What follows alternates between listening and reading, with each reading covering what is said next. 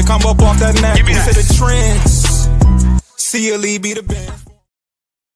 Good afternoon, good evening. Welcome to another episode of Corner to Copa. We are here on a Monday afternoon. The first pitch of the Yankee series is at around 6:10, so we're not going to hold you guys too long, but we had to recap the week as we always do. The Detroit Tigers got off to a really hot start last Monday with a major output of runs on Monday. And naturally, that about covered the rest of the week as far as offense is concerned. Colt Keith had 3 home runs. He's finally officially out of the dumps as far as power is concerned. But as I said, we slowed down. The pitchers held their serve pretty well, but the Astros prevailed those last 2 games, and then that brought us to Friday in an important divisional series against the Chicago White Sox, who are ahead of us, and we're back. We swept them. That's the all around short version of the summary of the week. But Coach, how are you feeling at this current juncture, and what did you see this week? Man, he had to feel good for Colt Keith for sure. I mean, for that monkey, he had basically got the rookie treatment when he finally got his first one of the year at home. I'm sure he was thinking, I didn't think I'd have to endure that twice in the same career. But nonetheless, yeah, he turned Houston Monday night into a launching pad. And McGonigal joined the party with a home run of his own in that game. But it was the second home run for him. You could see it. He was rounding first base, going to second. And he did this little Kirk Gibson fist pump. And you could just tell all the weight of the world had just jumped off his shoulders. And he was having fun because for the most part, he doesn't wear too much of his emotions on his sleeve, even positive. Like he'll cheer, but there's way more of the guys in the team that are way more outgoing and I should say up and down equally. Guys like, Javi and Glaber. Yeah, that was really good for him to see and really to start the week off. But to your point, we ran into a buzzsaw. Hunter Brown came back off the injured list for Houston. He's a guy that you kind of forgot about because he's so young, but he's a top 6-7 pitcher in the American League in the making. He's that good. And then Lambert, the other kid, pitched 7 innings, under 90 pitches, scoreless against us. Just mowed us up and down. We scored 2 runs in each of those 2 games.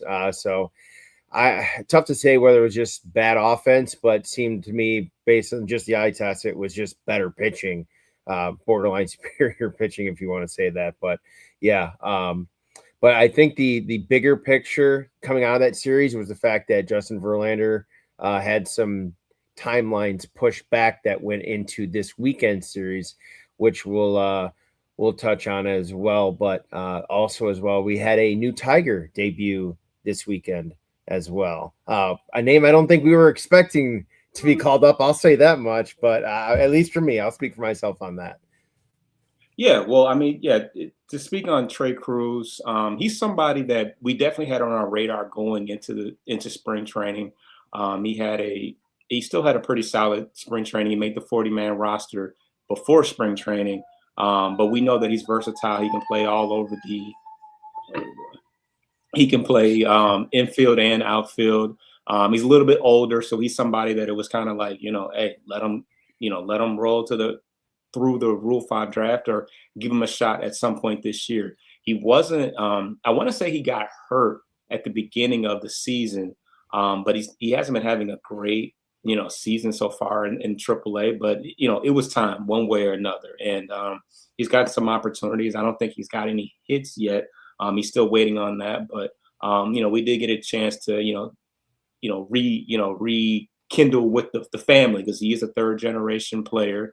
His grandfather was the first of the family to make the major leagues, and also his father did. So it's a surreal experience for him, and I'm sure he'll never forget about that experience. So the Houston series, Hunter Brown, I think he's from St. Clair Shores if I'm not mistaken, but But yeah, he definitely had a strong game. He's fresh off the injured list, but he is a top tier pitcher. Um, and yeah, the Tigers pitching staff, they only allowed I want to say a little under 4 runs per game in that series. So it left some opportunities for our offense to possibly get some wins. But of course, the one game that we scored 9 is the one that they scored the least amount of runs. So it would have been nice to spread those runs out a little bit better. But we left that series 1-2. And fast forward to the Chicago White Sox series. Pretty interesting series. The highlights I saw, Matt Vierling had a home run in game 1, and he also had a walk-off hit in game 3, which we'll get to a little bit more. But, outside of that, Dylan Dingler had a great week overall. I think he went in the week, his average was 417. He had 2 home runs and 5 RBIs. McGonigal had a good week as well. He hit 353. He extended the I think at this point, I think it was the 9th inning. He got a hit to keep the inning alive. And eventually, what would happen? I think Jahmai Jones scored the game tying run. Interesting week for him. He got off the night on Friday and got booed for it.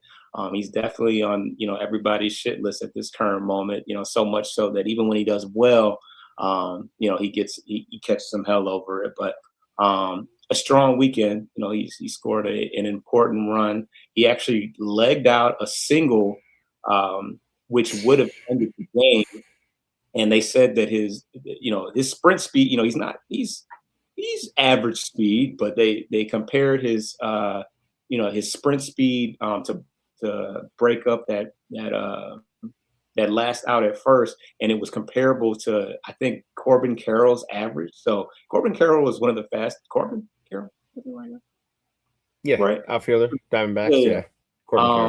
It was comparable to his sprint speed. So he definitely kicked it into over gear to make that happen. But the Matt Vierling ultimately had the walk-off hit, and I think Dylan Dingler had the game tying RBI single as well. So he's playing extremely well, obviously on both ends of the field. Hyu Lee also had a pretty good week as well. He hit 294. The bat continues to play. He's not the best defender, but he churns out some pretty professional at bats. He's been an important player to have because Gleyber Torres has been in and out of the lineup all year. So Hyu Lee, another young guy that was added to the 40-man roster, who if this season ends up turning around, we'll have. Definitely a guy that we have to acknowledge and remember was, a pretty important part of it. But I want to ask you a question, though. Obviously, Skubal pitched on Friday, and he was okay. He was okay. I mean, I think he only gave up 3 runs, but he has been, guilty of, giving up the occasional home run. And he got into it a little bit with one of I think he was a pitcher. He looked like a coach, but I think he was a pitcher in the dugout. They were chirping back and forth. What are your thoughts on that? We've talked about it offline, but what do you think about him getting into it with the guys in the dugout? I mean, I don't know what predicated before it, but if you're going to do that, you end the inning, okay, great. Just don't come back out the next inning and give up a bomb, which is what happened. And it cost him the lead, and he was no longer in line for the win. So, again, I don't really have any back info on that, but obviously I feel like it wasn't anything major because that would have preluded that when it went viral. Instead, the only thing that did go viral was just Skubal running his mouth for a good 20 seconds straight after he punch out whoever it was to end the inning, and he goes, "That's for you." And I was like, to your point too, I look at the name of the guy in the back. I'm like, I don't even know who this is. It's not Colson Montgomery or Chase, like a name on that organization that most baseball fans are gonna know. Hell, if you would have said Chris Sale, I would have said I would have bought that because he was there for so long as a White Sox. But to my point, it's like, okay, but you got to make it less about you in that game. You came back, but you had control. You kind of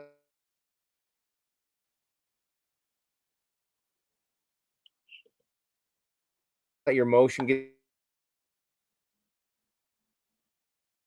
the best of you. If you just edge or and okay that home run. Your point two talk offline. He's quite a bit of his home run.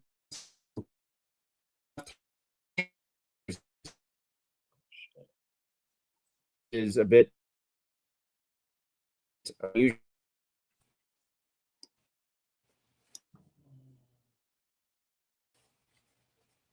Oh boy, my bad. It lagged for a little bit. I think we're good now.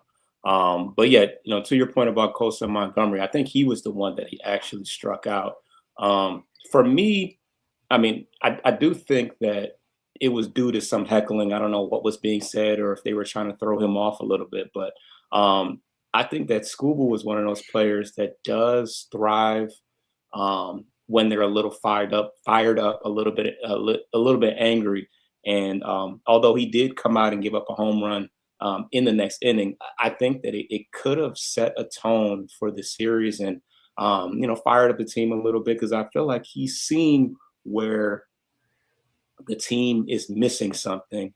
There's just no fire, no spark, and he can kind of see the season slipping away. So I mean, I think the end result of all of it is the team rallied behind the situation. We ended the series on a walk-off hit. So in the end, I think that he injected whatever because I think it probably wasn't as warranted had we got the backstory to it, but I think the end result is kind of like in the NBA or like in college where a coach, gets a tech, like kind of intentionally, riles the team up, gets a tech, and then flips the switch, and the team goes on a crazy run. That's what it kind of felt like, which is one of the main reasons why I feel like a lot of fans are going to miss Tarik Skubal and want to keep him around for one more go at it because it's been a while since we had a guy. If Tarik Skubal's gone, who is that next guy that takes over and has that type of role? I don't see that guy walking through this door, but yeah, all is well that ends well.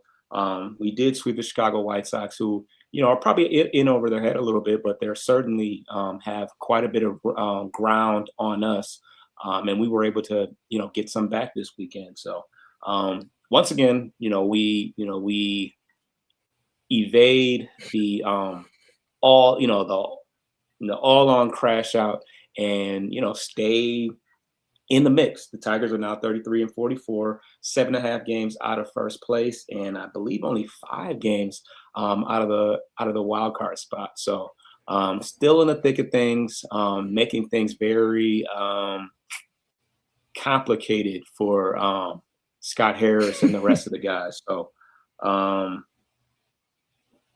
yeah, I mean, I think that the as far as recapping the week as a whole, the pitching staff, kind of held their own. I think the bullpen was improved this week. I didn't see a lot of, leaky holes as far as that's concerned. I think Jansen had a couple saves this week, which was important to see.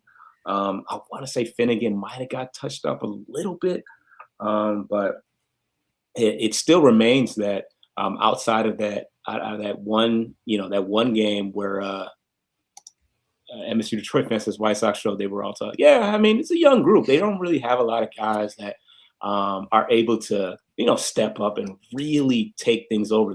There's no more, Robert. There's no more a lot of Garrett Crochet, but yet and still a lot of young talent. They were able to get a lot of talent back in that deal. But yeah, the bats outside of the 6 RBI game from Colt Keith, for the most part, the bats were pretty quiet. We were able to scratch out 3 wins this weekend, but you look at the lineup and you see 7, 8, 9. The other day was Outman, Trey Cruz, and Zach McKinstry. The screams of AAA talent at best. So yeah, I don't know. Any closing words as far as this past week was concerned? Any observations you saw? Yeah, I mean, to your point, the pitching was good. The defense has been a little better, but I feel like their defense has kind of been a lull up and down every 10 days or so. It's just the offense still. The runners in scoring position continues to be a bugaboo. They get a lot of their runs from walks with some helps of first to third, and they kind of cash in on some wild pitches or pass balls as well to take extra bases that don't necessarily require the ball actually needing to be put in play. So they're scoring in all the unique ways so far, but it's being able to put 3 innings in a game where you can put 2-3 runs in those innings to score 6-7 runs roughly. That is really what they're needing right now. Because we saw them in May. They had leads in May, a lot of them they just couldn't hang on to. So it's not been the bullpens from the offense, but yeah, I mean the White Sox they're still down Murakami, and they're getting Kyle Teal back, who injured himself during the WBC, who was actually having a really good tournament for his home country before he suffered that. I think it was a foot injury. He took a wicked foul ball off his foot, but so they're still going to be eventually, still figuring things out. But, Cleveland kind of retains number 1 for now temporarily, but yeah, just continued dominance within the division. The record's been getting better against our division the last couple of series, which is good because that's the one narrative we do need to control if we're going to have a chance, ideally at the playoffs. I know wild card we're closer, but I still think it'll be the division most likely. But yeah, other than that, Justin Verlander, the biggest takeaway. I think we need to touch on this real quick because it's kind of a very open and honest and frank and very blunt assessment of his own physical situation right now. I don't know if you've seen or heard the quotes that come out from him last Wednesday and then reiterated by AJ on Thursday at all. But it basically sounds like he's not going to be anywhere close to 100% ever the rest of this year, and he's just trying to get it one more go at home and, a la Undertaker, leave his glove or hat, on the mound. Yeah. It doesn't look good. It's just one setback after another. Now it's the hamstring, I think. Hamstring? Yeah. And we know how lingering those can be. Those can literally last forever. And certainly doesn't help for a guy at his age. And so hopefully we can, float him just one start where it's not, completely necessary to win because we don't know what condition he's going to be in. I'm sure he'll leave it all out there, but yeah, kind of, pretty unfortunate. I mean, I know I was pretty excited and jacked to that he was going to be a part of our run this year. But I mean, he pitched 150 innings last year, started slow, as far as performance wise, but all in all, I mean, he San Francisco got a lot of work out of him. So there was no indication that he was going to just completely crumble and fall apart this year in Detroit. But, here we are. But yeah, I mean, I think in a sense, it probably makes things, it helps us as far as clarity wise. We don't have to worry about taking any starts away from Troy Melton, who continues to look like a future ace, and something that's very encouraging. We're not taking any starts away from Kyler Montero, another guy that we know has a ceiling, but has a decent enough floor to be a back of the rotation guy that you can depend on. And he's not going to just completely blow up the way he probably did a little bit as a rookie. We've seen the tops of the mountain as well. 9 innings, Maddox. So But yeah, let's get updated on what MSU Detroit fan has to say. I know Scooble will be traded, but they forgot they were yapping at a back-to-back Cy Young winner. Yeah, nobody can hold a hold a candle to anything that Scooble's done. He said add Jahmai Jones to the AAA talent. Yeah, we'll see. He's definitely a clubhouse guy. It's very obvious. They like him a lot. They're going to give him every opportunity to succeed. Hopefully, this can be a tale of things to come. We'll see what they got, because I'm sure the Yankees have at least a couple lefties. I think Cam Schlittler is a lefty. So you can't tell me Jake Rogers is worse than Jahmai Jones. Yeah, it's kind of sad that we have both of those guys at this point. Because on any given day, you might see both of them.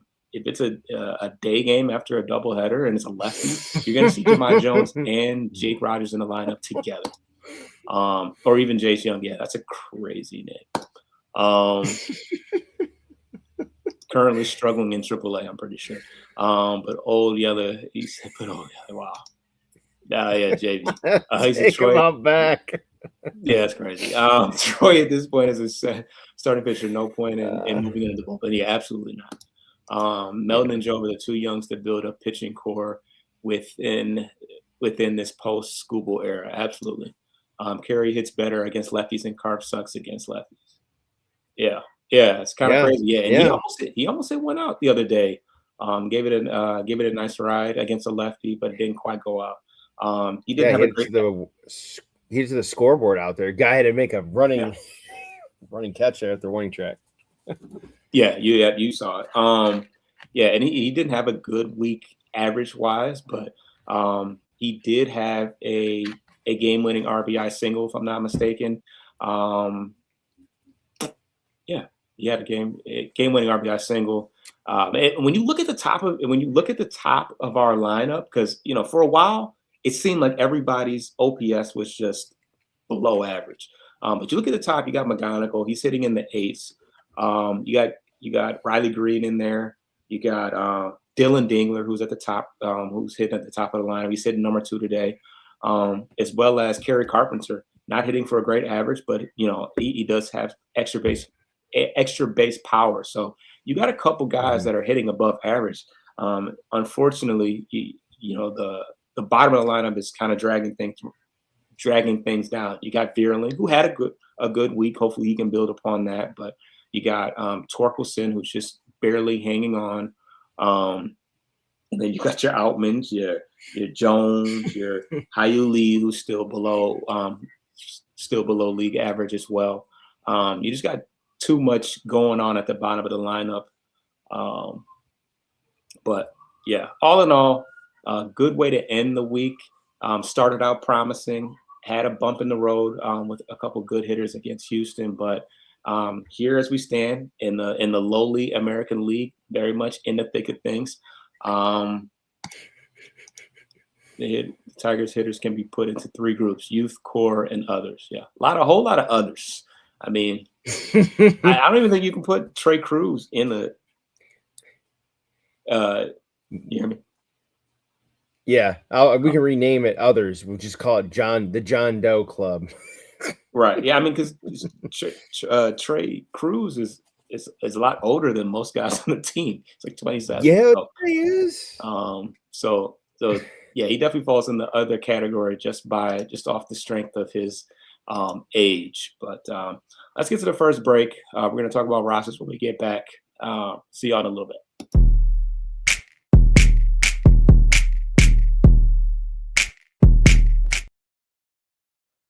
All right, we are back. Got some more additions to the injured list. Oh, before we get to the injured list, Colt Keith, of course, after his 3 home run game, misses the next game with a sore wrist. I'm like, oh, only like the best. Can you hear me okay? Yeah. Yep. Going on? I got you. No, but yeah, then he came back the next game and he was batting 6th. So I commented, oh, he got a demotion, batting from 3rd to 6th after a 3-run game. Yeah, it's Yeah, it's just been one of those years. Yeah, the worst thing, the last thing you wanted to see was, oh, Colt Keith goes on the IL like everybody else, which is one place, knock on wood, he has yet to be. I think he's no, I lied. At the end of last year, he got hurt right before the playoffs started. Yep, But that's yeah, really the only time though. yeah. But without further ado, who's new on the injury list? Relatively light. A lot of the updates have been from guys already on the IL and their progress. Obviously, we just touched on JV being the biggest one as he was going to be activated not once but two different times and had additional bullpens and rehab starts. But in terms of the official changes here, Glaber was put on retroactive to the 16th, 10 days, which activated Casey Mize for his start earlier this week. Wencio Perez, we noted it last week, and he actually fractured his orbital bone in his face from that band exercise accident. And actually, Hinch even stated that prior to the series starting Friday, he actually had to return back to Detroit because the swelling was so bad he wasn't cleared to fly back yet. So that's a really freaky injury. So I'm not sure if that's going to require surgery or not. I figure if it does, that might put him out at least a 30-day beyond that. But we'll see how that progresses. And because of that, they recalled Trey Cruz for his debut. And then in under the radar news, they did make a minor league signing of Kevin Tejada. I have no background information on him, but that is really it in terms of the official transactions and injuries. Although the rest have been rehab, and Glaber was sent to. Did he actually play Saturday or Sunday? They got a cortisone shot Friday was the update, and then he was in preparation for playing some rehab games. So I guess we'll lead that into down on the farm then, I guess. What a little tease there. No, so yeah, I think it was in preparation for upcoming games, but I don't think that he I didn't see anything that said that he played yet. Great question by MSU Detroit fan. Why still no Max Anderson or Max Clark? That's a great question. And the one I don't have a whole lot to talk about. I didn't see any familiar names. I saw some pretty obscure random guys that made a little bit of noise, but Max Clark was player of the week this past week. He went 7 for 22, which is around 333, because 7 divided by 21. You math majors, it's like 333. He had a double, a home run, and 3 RBIs, 2 walks, and a stolen base. The one home run was had an exit velocity of 105 off the bat and went 411 feet. With Wencio Perez, I mean, it's crazy that injury. I'm thinking, Band comes up, smacks you in the face. Embarrassing. Smacks. You're not thinking he breaks a bone in his face, but sure enough, that's what happens, and that's definitely going to have him out for a decent, period of time. I mean, this is a bone in your eye, right? Isn't orbital? Is that in your eye? Yeah, it's supporting your eye or it's your cheekbone that kind of in between that area. But yeah, it definitely supports your cheek and your eye area. Yeah, so I mean that's a pretty long-term injury. Who's to say how long we're going to have Trey Cruz up? He hasn't looked great, unfortunately. Normally, when a guy spends that much time in the minor league system, I mean, he started the year in AAA as a 27-year-old, which is pretty late. So it's normally that leads that, hey, he's just not ready. We don't see the potential in him after all this time. But yeah, I mean, he hasn't looked great. I haven't seen a lot of defensive plays in the outfield. I presume he's been all right, but yeah, with Perez out for a long period of time, it kind of leaves a spot wide open. You got Trey Cruz and you got Ottman. I always forget what his first name is, Outman, but he's another.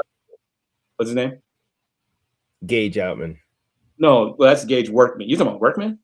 Oh, Workman. Oh, okay, yeah. My bad. Yeah, Jake Outman.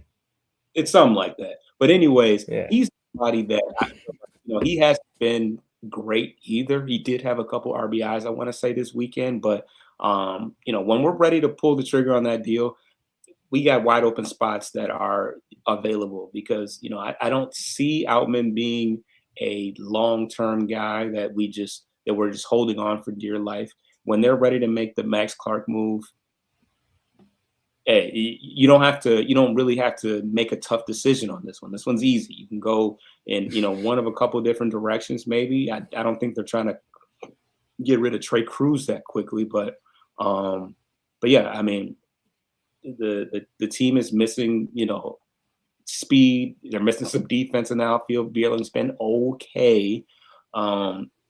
But yeah, that opportunity is for the taking when they feel he is ready, and he's been hot lately. I think a couple more strong weeks of good defense and him, displaying some power, and it's time to put up or shut up. We got 6 weeks before the trade deadline, and if you ask Scott Harris right now, he's going to tell you we're staying put. Scooble's not on the block, and we're trying to win. And if you're trying to win, you got to put it all in there. Pause, but no use in waiting till we're out of it or we've traded Scooble. Make the next move your best move. Would be my assessment for the situation. But that's pretty much all we have from the minor league report is a rant about Max Clark. I'm not saying that it's negligent at this point, but I mean, how many different injuries have we had so far in the outfield? Wenceel Perez, Meadows has been out for years. Javi Baez essentially is another center fielder. I mean, it's not for lack of injuries or everybody's just playing so well or everybody's just so healthy. I don't know how to I don't know where to find room for them. Like, no, you went out and got Outman, and DFA Zach Short, leaving a roster spot wide open for Max Clark if you wanted to, if you felt the time is ready. So, yeah, Outman is the short term. Obviously, Clark is the long term. Trey Cruz is also not playing great. Hold on, we got Trey Cruz is at least a top 30 prospect. Jake Outman is one of those journeyman guys who gets signed a minor league contract someplace. Yeah, absolutely. No reason to not give Trey Cruz an opportunity. Hopefully, he can get off the schneid soon. I feel like he will. But yeah, might as well give him every opportunity. You utilize the 40-man roster spot for him. So let's see what he looks like in the infield. I think he's only played outfield so far. Max Clark is going down the Sebastian Cossa path. Oh, don't say that. No. Cossa was pulled during a 24-1 start with Grand Rapids. Max Clark starting every day pretty much in center field. I think there's a bit of a difference. Both the Red Wings and Tigers have great minor league systems. Yeah, both let their top prospects ride away to minors when there's a clear need for them. Hey, at least McGonagall's here. That's all I can say. Clark at least got time on like you said, yeah. You guys are on the same page. So any other thoughts about the Clark situation before we fast forward to the upcoming games? Or well, we got some other stuff. If they set for another injury in the outfield and they sign another journeyman guy, I think I've lost my last shred of legitimately wanting that. Like, I don't know. We can't keep blocking people when there's a clear need. And to your point, speed, power. I mean, he may not hit 15 home runs if he stays up the rest or anything like that. But the guy's got gap to gap and extra base power and stolen base power and center field range that we miss badly. That Parker has left that void. To your point of, Vierling and Perez have just been okay, but they're really, Perez is really a corner outfielder. He's not fleet of foot, and Vierling, although he generally is okay, doesn't take the greatest routes to balls, and it just makes all the sense that it's hilarious that it's still not the option they're choosing. So we'll see what happens. If they continue to do that down that path, then I can't take them seriously, at least from a front office standpoint. But yeah, that's it in terms of Max Clark. And MSU Detroit fan says if we trade Torres, we gotta call up Max Anderson also. That would be great, honestly. As much as when Torres is available and healthy, he's great. We saw him in the Tampa series. He had a bomb, probably one of the furthest balls he's hit as a Tiger, fresh off the IL. But at this point, we just don't know how long any bad swing, any swing and miss that could possibly strain his back and or oblique. You just have to be ready for him to go on the IL. So if we can get anything for Gleyber Torres at the break, by all means. I don't want to. I mean, I'll take Hyu Lee and Max Anderson every day over a maybe from Gleyber Torres at this point. Anderson is the infield young guy, and Clark the outfield young guy. Yeah. Mm-hmm. I mean, I'm excited to see both of them. I hope they hit the ground running as soon as they get here because we need something. He said not just Coastal, also for Rebels prospects stuck in GR, NBN. I don't know what's his name, but do you know what his name is? Should have gotten more time with the Wings, not under emergency conditions. He's we got a couple goalies. I think he's a Swedish guy. NBN, I think, is a Swedish prospect. They have him, if I'm picturing the name correctly. But yeah, he didn't have too much time up. That's a totally other different situation with the GM who has plenty of cap space and just won't pull the trigger. Oh man, yeah, this guy's name is Brandon Brandseg Nygaard.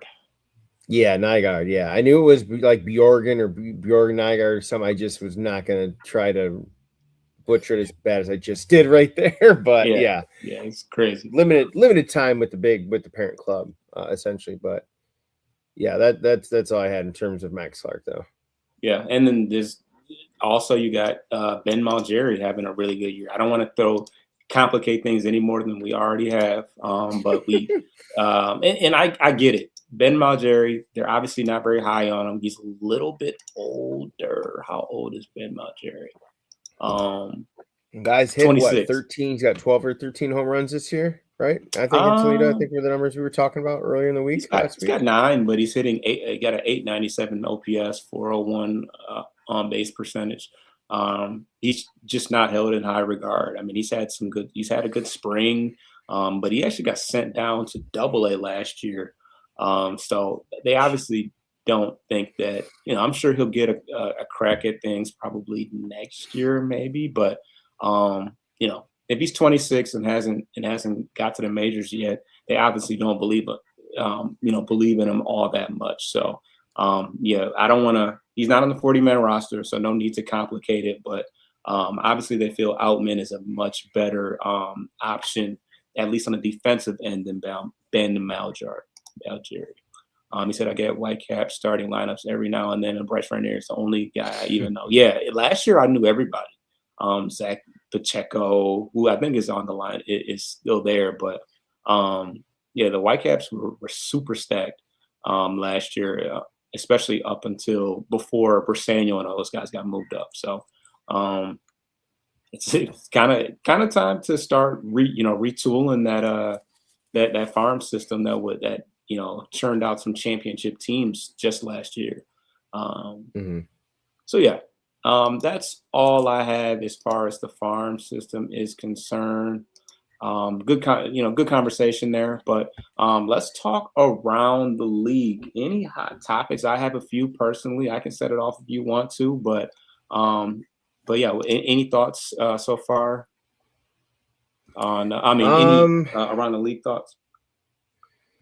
It pains me to say, Philly didn't get off to a great start. In fact, they were probably one of the worst 3 or 4 teams after the first 30, 40 games or so. Made the change at manager. One of, I think, 2 teams early that moved on from their manager. Don Mattingly took over, and it was just like chef's kiss for them as they've battled back to within shot distance of Atlanta and also the Dodgers, shockingly, for the NL lead over there. But not too much else around the league that I think we know. Teal will make his debut for the White Sox. He's kind of a coveted catcher for them. Cleveland is going to be an interesting spot. They have some interesting decisions too, although they're the division lead right now. Stephen Kwan not having a very good year at all.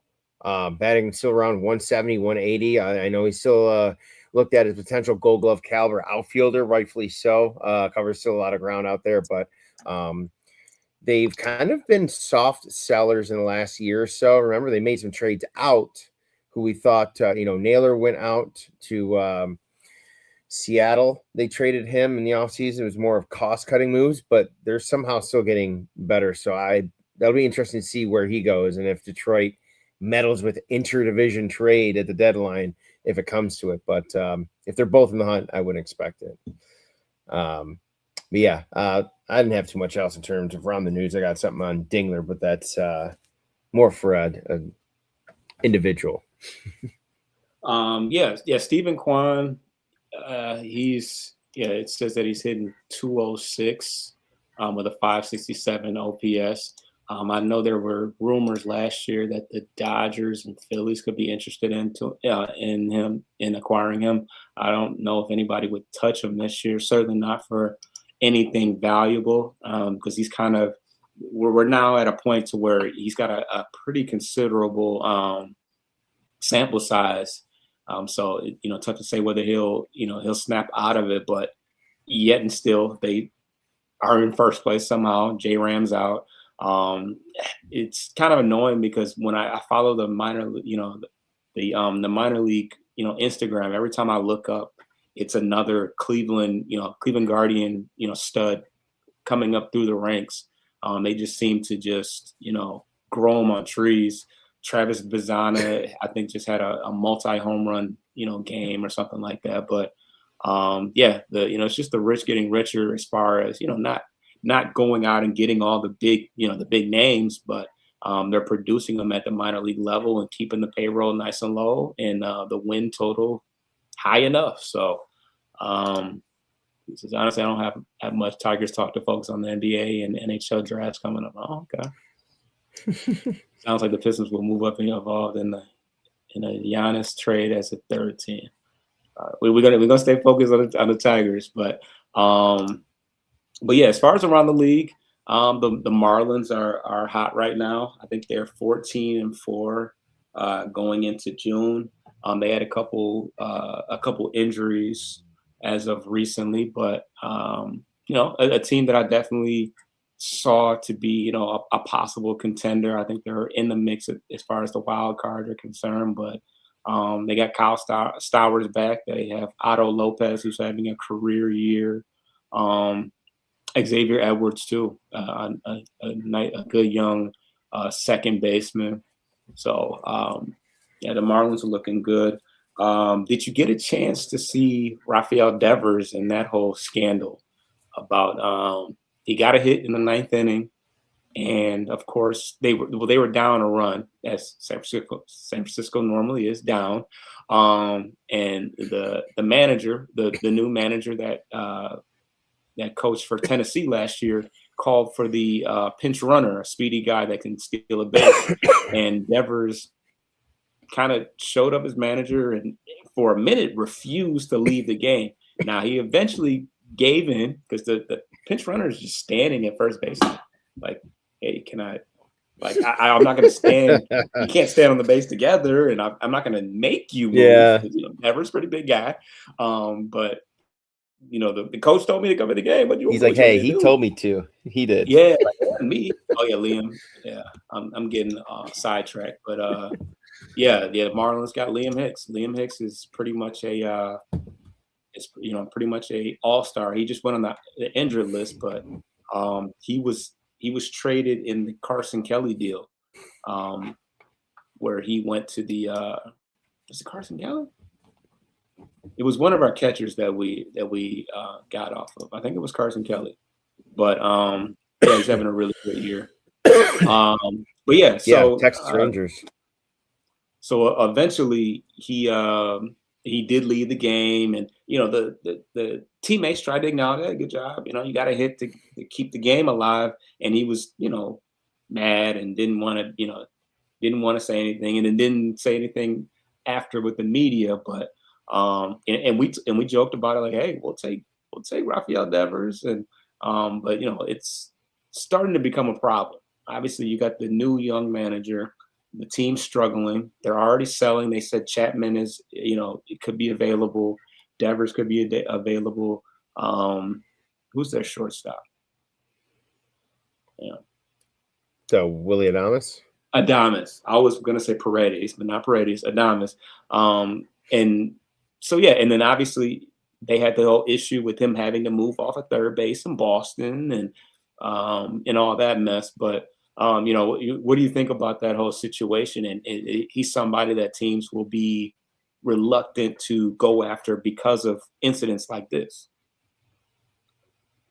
I mean, the production alone would question its warrant without, having to request a decent amount of either prospects back or money to help offset, his large, AAV. Because if he's now just primarily a DH, that's not what he got paid for in his extension. So I'm not going to be looking to we'll take 90% of that on. No, we're paying for half of what he's going to be physically doing. So he might be landlocked in San Francisco for another year or two, because that extension was no short-term one either. So they might not have a choice to retool on the fly or try. I mean, I don't know what you're going to get for Chapman, some of those guys. I mean, if they're just selling off rentals that are having marginally okay years at best, they're probably not going to, it's going to be a rebuild.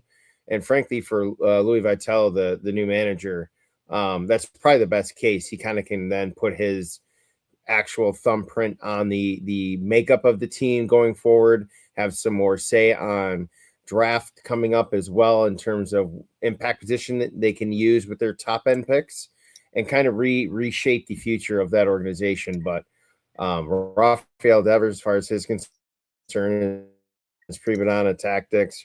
They're probably have to bite the bullet for another year or two, kind of like the Tigers had to do with Javi recently, and just hope that he starts to come around offensively and then becomes more attractable as a trade option going forward, but probably not for this year. Yeah, and he's not having a terrible year. He definitely had a slow start. He's kind of picked it up a little bit. Right now he's at a 238 average with 11 home runs, 36 RBIs, and 735 OPS, which is about league average as far as the OPS is concerned, but obviously certainly well under what he's being paid. He's still on the books for, I think they said like $200 million or something like that. San Francisco, will probably be willing to eat some of it to get a return. But yeah, Adames just signed last year, and Chapman just signed a deal last year. So these are guys with a lot of years obligated left to them. So yeah, who knows? Who will have the opportunity to move, but none of those guys are having particularly great years. So, but that's that. Let's get back to the Tigers. We are not too far away from the All-Star game. We got a couple guys, justifiable names that could end up in the All-Star game. Probably not starters, because I don't think we've got the votes necessary for that. But who is in the hunt to possibly represent the Detroit Tigers in the All-Star game, wherever that is, because I don't know where it's at. Yeah, I mean, the three were pretty much going to be McGonigal, Riley, and Dylan Dingler. At least in my opinion, are three guys that should be starters. Riley I was thinking potentially, just his power has been a little bit down, but his average has been up and walks are up, strikeouts are down for him too. But absolutely McGonigal and Dingler, considering what they've been able to do so far this year. McGonigal obviously being the rookie, and some of the numbers he's putting up before the age of 21 are just, kind of mind-blowing still. And Dingler's not just his combined clutch now hitting, but his overall defensive ability with ABS, a success rate, not even as a catcher, but as a hitter too. But but unfortunately, those three don't even have enough votes as a starter right now. I think McGonigal is one spot down, but he's like 400,000 votes away. Dingler was third, so he would have been left as an alternate or needed that extra fan vote to get in as a backup. But those are three, in my opinion, that definitely deserve to go. In my opinion, they deserve to start. Purely based on that. But in terms of pitching, I don't really. Kind of tough just because everyone's been missing time and other guys been hit around a little bit here and there. But I mean, Finnegan has had a pretty good year overall, top to bottom. He's just had some inopportune innings here and there that have hurt overall, but he's had a pretty good year, walk issues aside. But in terms of fan voting, those were the early release, I think, before heading into this past week, as we still have, I think you said about 6 weeks left before trade deadline, which precedes the All-Star game about a week or so before. Yeah, got some interesting names on here. I mean, Shea Langeliers is definitely having the best year overall as a catcher, but I'm pretty surprised how many votes he's getting as a Sacramento A. Like, they are really going all in to get him on there. A lot of Toronto Blue Jay guys. Alejandro Kirk, like, that's wild. I think, Ernie Clement. I think Ernie Clement has the most votes of everybody. Well, probably not more than Ohtani, but he's got 2 million. He's destroying the race at second base. More than Bobby Witt, more than Caminero, more than Aaron Judge. Like, what? Is he like got some like famous girlfriend or something? How is this even possible? I don't know. But yeah, he's leading the way so far from what I've seen. Hyun Kim was a crazy one. I don't even think he's a everyday player he's not an everyday player for the Dodgers. Where's Ohtani on here? Okay, 2 million. So Ohtani's at 2,300,000, and Ernie Clement is at 2 million flat. So he's right up Ohtani's heels. That's pretty crazy. Look, he's even got the picture on the graphic. So yeah, interesting. Not surprised. I mean, the Tigers, if we're a first place team, I put up more stink about it. But I hope, if nothing else, McGonigal will get many, many, many opportunities to start in the All-Star game and play in the All-Star game. So I'm not really worried about that. But I think that Dingler, it would be unfortunate if he didn't get in. Other than that, Riley Green, was he even on the list? The top 5? No, probably not. No, I think he was the first. He would have been after the 2 primary and 3 underneath. He would have been one more outside of that, like 7.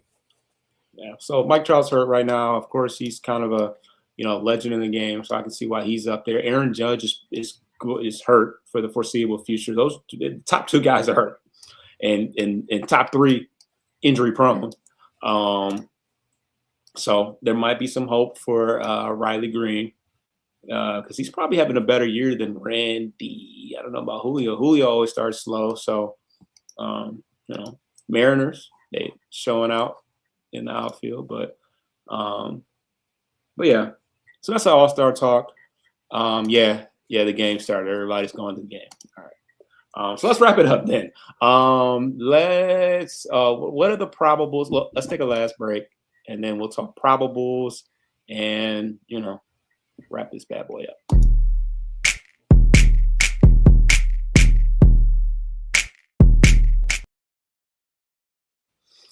All right, who we got coming up? Briefly before the starters, I did just want to point out some of the Dingler stats here that we've got, because it would be a shame if he doesn't get the All-Star nod, but I mean, he is in some crazy company right now. As of yesterday, he had the same amount of home runs as Pete Alonso, Juan Soto, and Mike Trout, more than Ohtani, Harper, and Gunnar Henderson. I mean, that's a lot attributed to the last 3 weeks. His June has been incredible, especially the last 10 days, 15 days. But this kid deserves some MVP love, even if it's like 8th, 9th voting, wherever he gets just some. He's raised his average almost 30, 40 points in the last 3-4 weeks with this month alone. Hitting now almost 270 with 9 multi-hit games, 7 home runs, 12 extra base hits out of 27 hits, 21 RBIs, and 17 runs, with almost a 1,200 OPS and a 1-rated WRC plus 141. And he's still expected to continue this trajectory for a little bit longer for season averages. But you're potentially looking at a guy that could get 30 home runs, 30 doubles, and 110 RBIs for the season, which, oh, by the way, only 3 other players in the organizational history have been able to do that in the last 30 years. And that's Prince and Miggy in 2012 each. And actually, Riley did it last year with his totals.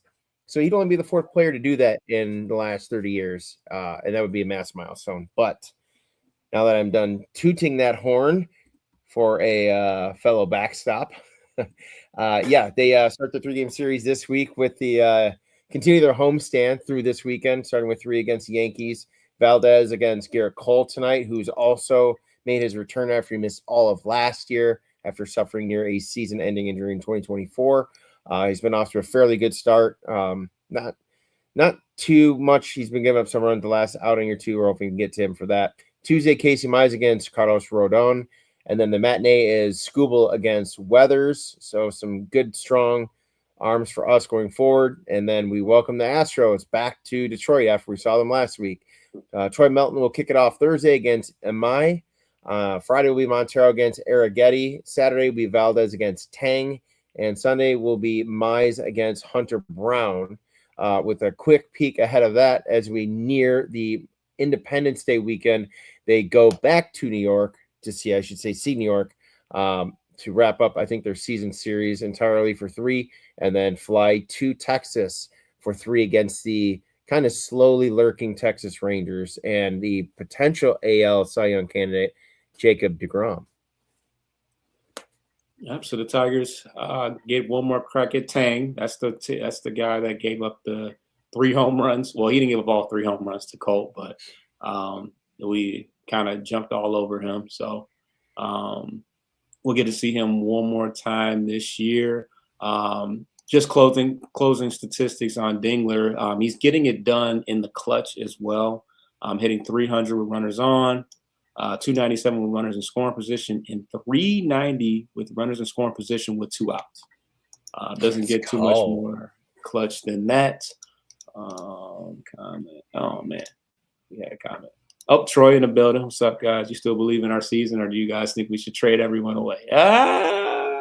Well, I think we both know that Scott Harris doesn't have, the cojones to – pull the trigger on the Skubal deal. So, with the inevitable run that's coming, I think, especially with Cleveland likely to slow down. Unfortunately, Minnesota is actually probably the hottest team in the division for some strange reason.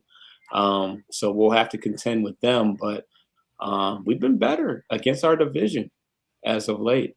So if we can handle business with New York, who's the judgeless New York, play better against Houston, who's right ahead of us in the wild card race, we're gonna be floating around that wild card and divisional race. And I just can't see Scott Harris unless he foresees, because genuinely speaking, unless we're not a World Series team, you got to get something for school. And teams are going to be clamoring around that time to push themselves over the edge to be a World Series team. So we should be able to get a couple of top 100 guys out of that, from school. And more or less, he pitches 1 every 5 days. We don't necessarily win every time he goes out there anyways. At least you could get a couple bats, maybe a pitcher that's ready to go now. I mean, you might make your team better by spreading out the value of a Terry Skubal. But like I said, nobody wants to be the guy that trades away the superstar and screws it up and gets Jake Rogers at best. That's what happened with the Verlander situation. Jake Rogers was the best prospect that they got out of all of that. So, I don't know. I think that we're going to go on that. We're going to go on that run, unless we just completely ish the bed versus the Yankees. Then I say this is the time now, before we start playing good again. Just make a decision now. But yeah, if we, get out of this New York series unscathed, he's going to be like, well, we're in the race. Don't y'all want to try to We've done it one more time. Keep the Just boys another excuse. last time. It all breaks up. So I don't know. And do you think the fact that we're probably not going to have baseball next year, does that help or hurt our case for trading Schuylkill in your opinion? Do you think that increases the likelihood or lessens it? The practical thing should tell you with common sense that it should help, because if you don't, then you're literally walking away with nothing but a lame compensatory pick that is the odds are uncalculable in terms of what player you're going to get. They lucked out on McGonigal because that was their compensatory pick that they received in the last draft. They caught lightning in a bottle, which I swear is like a once in a 20-year kind of capture, considering what he is doing in front of our own eyes this year. So that's not guaranteed. So yes, I think you do make that trade for prospects. No cash. I'm sorry. I mean, I know we're moneyballing it over here, but we need the prospects, like you said. Ideally, if I could get one positional player and a pitcher out of that, to your point, like one of them's got to be in the top 12 to 15 from there, and then we'll go from there. But yeah, gotta be two prospects. If it's a ready now guy, sure, but yeah, it definitely helps him, I think, because if not, then they could potentially overpay, but at the same time, I don't know what their compensatory pick will be in the new CBA. So that's even complicated. So yeah, I think you rip the Band-Aid, you do it now, then you can worry about the control of the prospects later. Yeah. And I got two more questions, and we're going to abruptly end because we're kind of going over a little bit, but they said that the new agreement could possibly mean no high school picks. What are your thoughts on that? Scott Harris won't know what to do. McGonigal was a high school pick. Max Clark was a high school pick. Bryce Rainier was. Jordan Yost was, who I didn't get a chance. I think I answered him about Jordan Yost. He loves high school guys. What are your thoughts on that?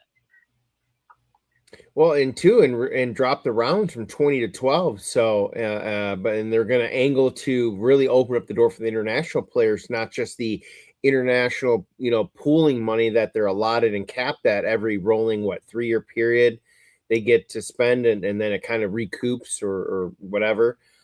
So that's going to really change the dynamic. At the same time, we talked about too briefly, there's not a ton of money in NIL for college baseball.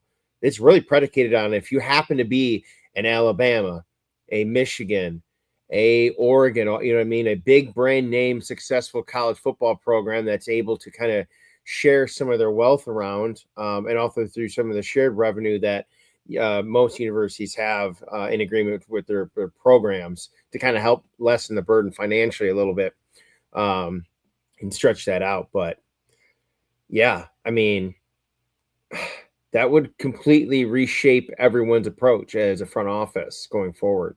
It'd be more recruiting in college, which is kind of the opposite of college basketball. They're just buying players left and right. They're not really recruiting high school much anymore, but this is going to put the focus on it, though.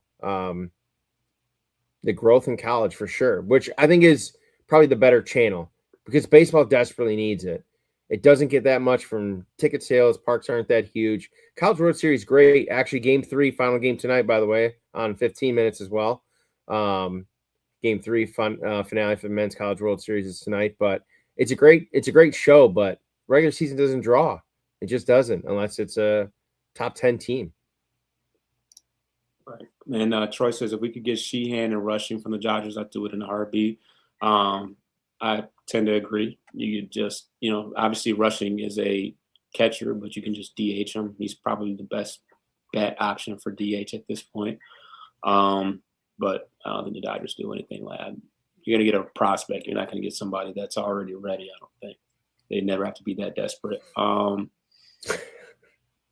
Last thing. There was reports about, obviously, George Lombard is a pitching coach. His son is a top prospect for the Yankees, and they said there could be some possible, talks about some, I don't call it nepotism. He's already in the league, but that the Tigers might be, interested in getting him. He's kind of a glove first, not a big bat guy.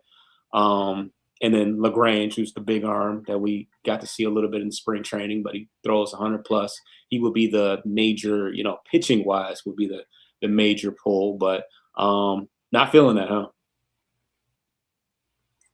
Not really. No, I mean, yeah, we've had our defensive issues the last year or two for sure, but I mean, sure.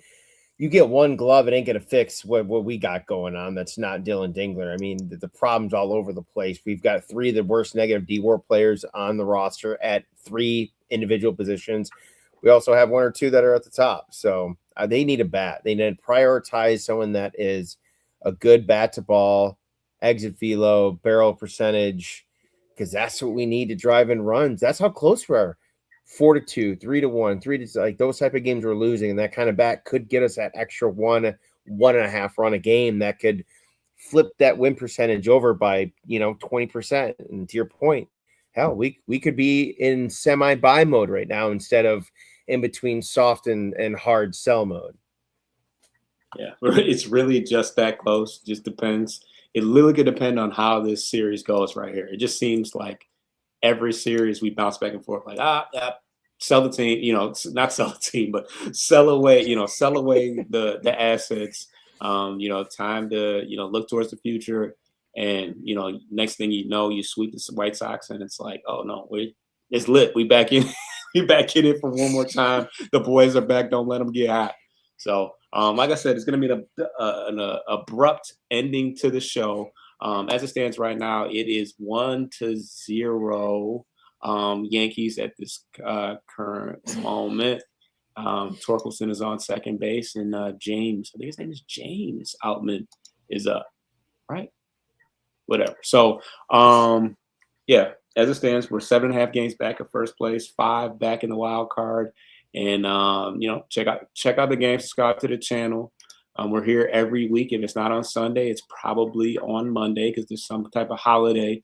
We're here every week bringing you guys recaps of the season, and we're getting closer and closer to the All-Star game and trade deadline. So stay tuned. The Tigers are still floating around. But the little engine that could. We'll see you next week. Get your lick back. If a nigga do something, ain't no chit chat. Better stay up out the way, don't get your shit splat.